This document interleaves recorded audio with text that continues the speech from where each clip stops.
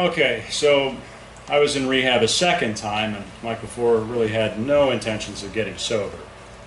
Now, sure, if a spotlight from heaven had illuminated me, magically providing a cure, I could go with that. I mean, who can argue with divine intervention?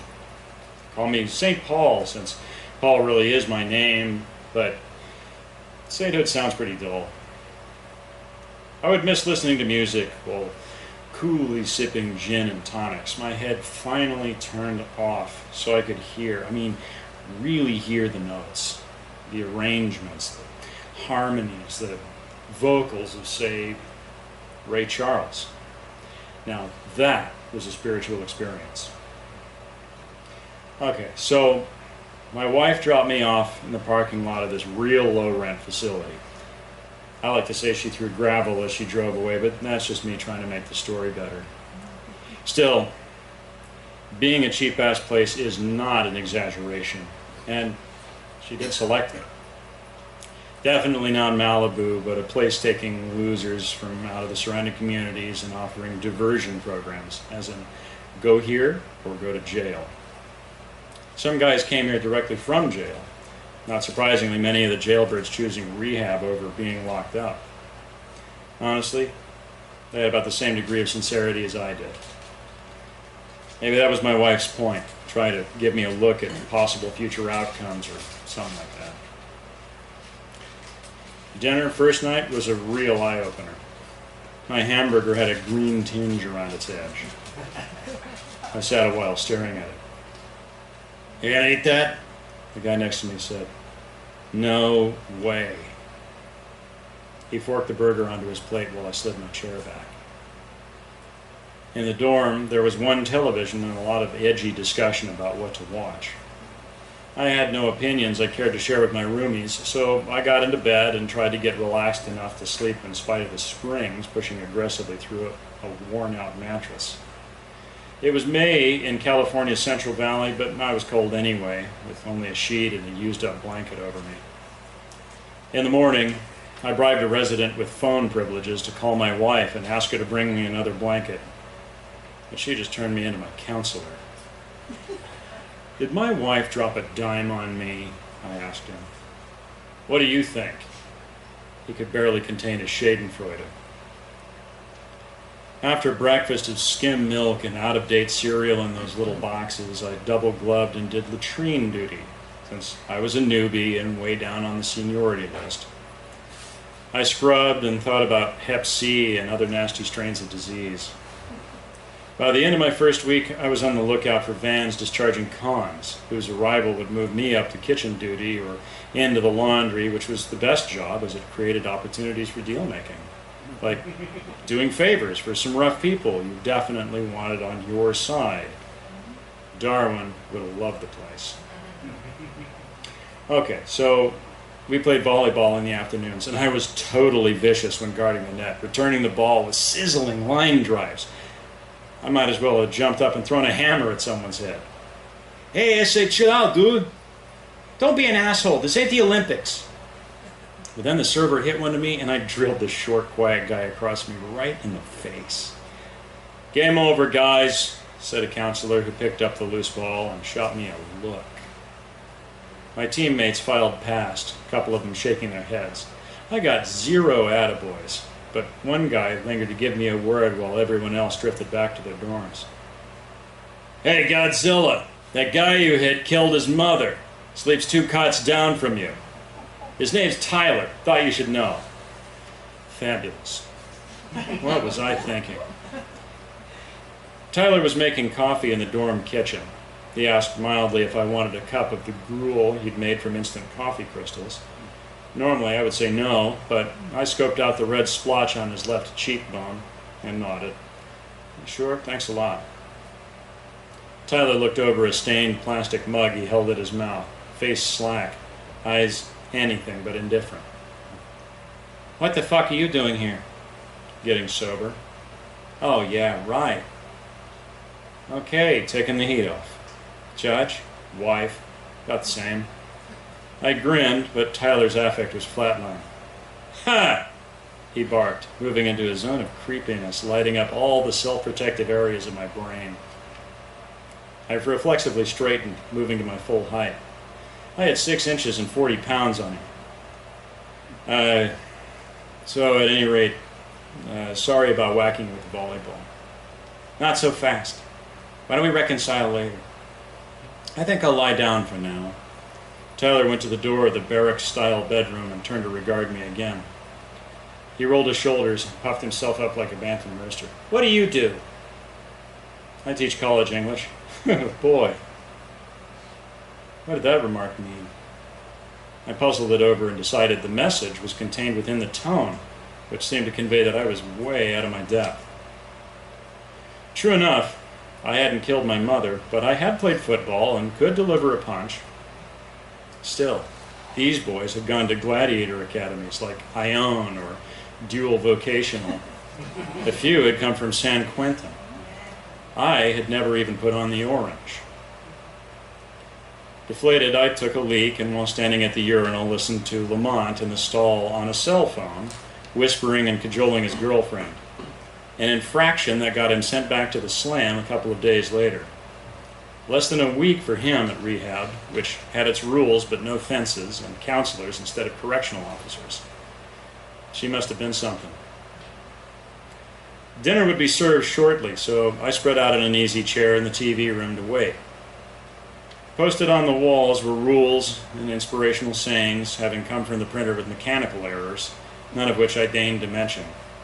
Why give them more reasons to hate me? A few other guys were like me from out of the larger community, high-bottom men who still had careers and homes. We stood out big time because of how we carried ourselves, and especially our lack of tats. Some of the skin art was primitive, like off the wall of a cave, but some of it was amazingly complex. One of the white-collar guys was a financial advisor named Donnie, who sat across from me at dinner. Trolling for clients? I asked. Donnie laughed.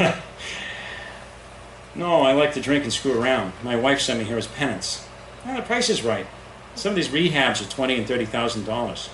I'll hang out here until next week when she goes to visit her mother in Florida. And I'll check myself out. Donnie was cocky, like me. We were gladiators of a different kind. We thought of ourselves as smooth, but with a V. Smooth. We didn't seem to get that our drinking had teed us up, that someday or night, drunk as a loon, or with the tiniest .08 buzz, one miscalculation, or a surprise like a child's ball rolling into the road, and we were toast. We would long for this shitty rehab. It would be a step up. That night, the food was surprisingly good. I ate fast, so nobody quizzed me about my intentions of eating this or that. Tyler approached and stared at Donnie until he stood, saying he was going for a dessert. Donnie never returned, so it was just Tyler and me looking at each other across a stained, checkered tablecloth. Nervous? Not really. Could have fooled me.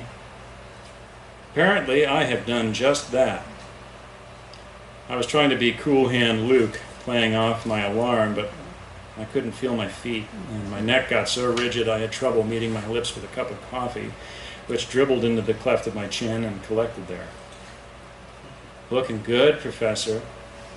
Tyler pushed away from the table and stood up. I think we're even now. Instantly pissed, I flashed back at, why'd you kill your mom? Tyler sat down again, nodding his head, looking contemplative. I guess we're not done. So whatever happens from now on is on you. Just curious. I wiped my chin with an open hand. Curious about things you shouldn't be curious about. Oh, I'll tell you. My mother pretty much always needed a fix, and I was the only form of currency she had. When I was 12, I beat her down with a lamp. Hit her just right without aiming, and I was suddenly an orphan. I went to juvie, and charges were dropped when I hit 18. So I was out on the street, no place to go, and it was just a matter of time until I went to county. That's rough. That's rough, Tyler repeated deadpan, which you are not. I stood up and looked down at my dinner companion. I'm done with this shit. Tyler nodded. There you are. Yeah. Wherever you go from now on, let everyone know you don't fucking care about anything. Henceforth. You like that word, college boy? Okay, so in the morning after breakfast, it was a mandatory AA meeting. I sat in the back row, in the chair closest to the exit, bored and trying not to zone out, being just up to here with nifty sayings and aphorisms. An hour-long pelting with refrigerator magnets. To be fair, I had also been at a men's meeting where a guy with an unrequited burning desire to speak had jumped to his feet, fired a .38 into the ceiling, and was immediately given the floor. Still, nobody ran for the exits, nobody cowered. The guys around me had grappled with some serious existential dilemmas, many of them involving firearms.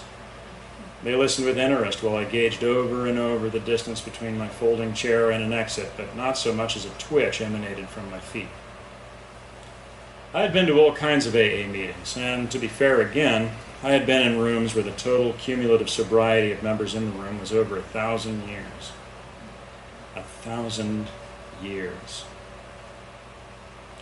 So I knew there was some sort of collective genius in these ragtag halls and church basements, awful coffee and mismatched chairs, but I wanted none of it. I liked to drink, the ether carbureting into my bloodstream, the cool elevation, liftoff. Of course, I thought mainly of the more genteel aspects of alcoholism, not the crazy sojourns and meanderings of blackouts, one time leaving me splayed out and barely sensible, washed up on a sidewalk in Reno, no clue as to how I got there. New faces appeared at lunch, and I got pushed up to laundry duty. So did Tyler, which he found hilarious.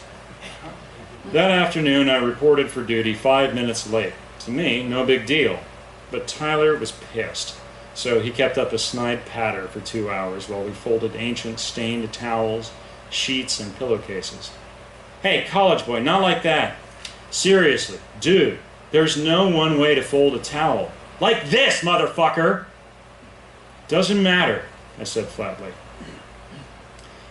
Tyler stopped folding and got real quiet. I stepped back and waited. I was so much taller than him that I could look down on the top of his head, covered by a ratty ball cap. He swiped it from his head with his left hand and looked at it. That's all I got, Tyler said quietly. But you obviously make good money, and you dress like you're homeless. Yeah, a barista once told me I dress like a hobo. A barista?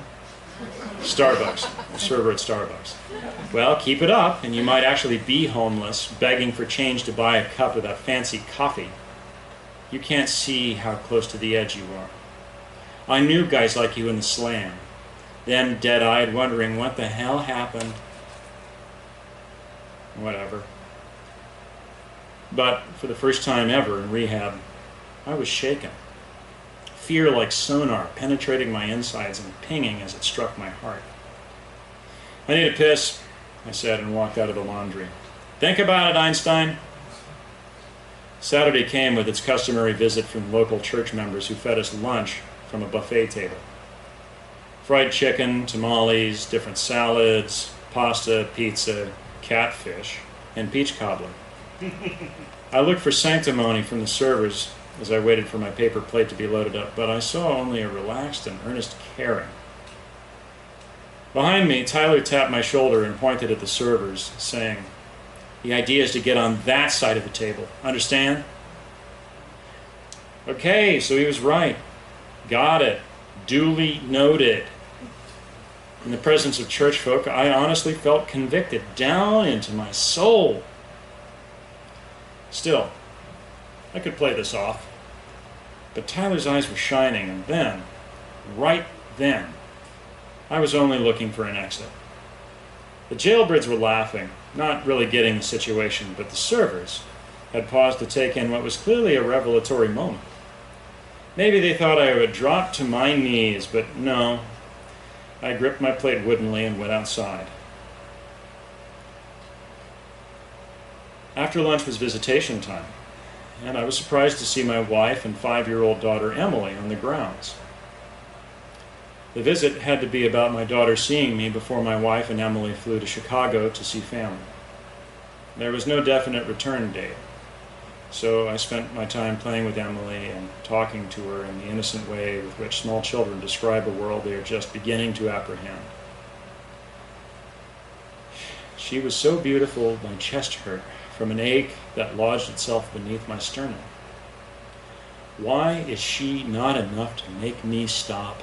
I wondered as I avoided my wife's eyes. And after Emily was in her car seat and it was time to go, my wife and I made our awkward goodbyes. Nothing left to say. Whether or not to have a family was strictly up to me. Their van pulled onto the 2-lane road in front of the facility, and my wife called out, "I'm proud of you!" The statement echoed a moment later by Emily in her child's voice. I dropped my head, knowing I would check myself out come Monday and would be free to drink without restriction, the thought making my heart beat fast with anticipation. When I turned away from the parking lot, Tyler approached me. I was instantly pissed. "What the fuck, man?" "Well, what now?" Tyler had squared himself off, maybe 2 feet from me. "I am so out of here and away from you. I'm leaving Monday." Tyler shook his head slowly.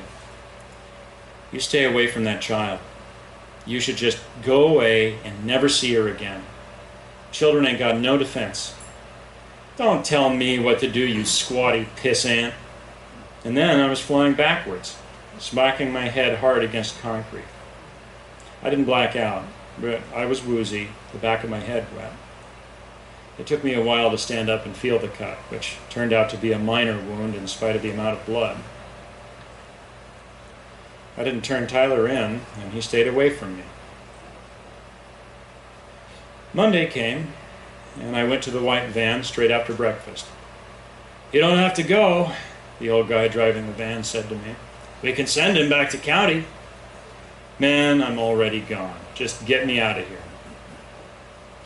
And that afternoon, I bought a case, which lasted until the next morning, when I walked to a local market for 2 more cases, inwardly celebrating my virtue for not driving while blasted. The following week, summer school started, and I was set on being sober each morning when showing up to teach. The plan, another way to sell myself the illusion of self-control. But the first day of instruction, when my alarm sounded, I turned over on my side to switch it off, and my arm had fallen asleep so that it dropped onto the clock and end table like a wooden club, making the clock ricochet off a wall and fly with enough distance for the plug to come out of the outlet. I tried to think if a hurtling clock was a sign, or maybe even a bad sign. Time flies. You're out of time? It's the end of time? The jig is up. Judgment is nigh. I wanted to kill off these eschatological musings with a couple of beers, but I stuck to my plan for that day, for the 6-week duration of my class. 3 days after the final, I posted grades and left my office after finishing a tall boy to celebrate. "I'm not much," I said out loud in the parking structure, "but I'm all I think about." From campus, I would stop at a Safeway, buy several quart bottles, and go home. Okay, so I parked out on the edge of the store's parking lot underneath some tall pines since it was July and hot as a stovetop. Beyond the hood of my truck was a strip of grass, a 4-lane avenue, and tracks for light rail, the scene heat wavering before my eyes. As I approached the store entrance, I noticed a homeless guy hunched over, sitting on the curb. He had on one shoe. "Turn around," my head told me. But I thought of the cool interior of the grocery store and the beer as an antidote to heat stroke. Grades in, family out of town, a month before fall semester began. A golden open road stretched before me. Inside, I bought 4 quarts of Bud, quickly bagged them, and started for the automatic door with a quickening pace. I braced for the heat as I walked outside and began race walking to my truck. "Professor!" I kept walking, but I heard steps behind me, so I turned to face Tyler. "Hey, what's in the bag?" "What do you think?" He shook his head. You know what I told you? You've got to be gone. I stared hard at Tyler, but said nothing, sweat dribbling from my armpits onto my sides as I spun away and made for my truck. Professor! I turned again. Tyler had a pistol in his right hand. I dropped my bag and tried to run like the sprinter I was in high school.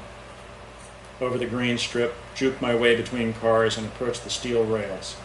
A train was rolling in, but I figured I could make it, and I did, praying that Tyler's momentum would take him onto the tracks and get him flattened. I turned. A whoosh of scalding, acrid air washed over me. The engineer was yelling something. Passengers were up against the right side bank of windows, laughing, yelling, or shaking their heads. The panoply passed, the noise rapidly dropped, and Tyler stood about 10 feet away, I guess it was. He aimed his pistol and fired. My chest absorbed a stinging blow, and a yellow cloud mushroomed on the front of my shirt. Tyler was laughing maniacally while I dropped to my knees in the gravel and hard-packed earth. My head felt as if it might roll off my shoulders, but I could think enough to realize the stain was paint. I fell over onto my side, watching for another paint pellet, but Tyler was already walking away, still laughing. He crossed the street with green light as I crossed my eyes and rested my head on sand and gravel from the rail bed, the particles embedded in my cheek.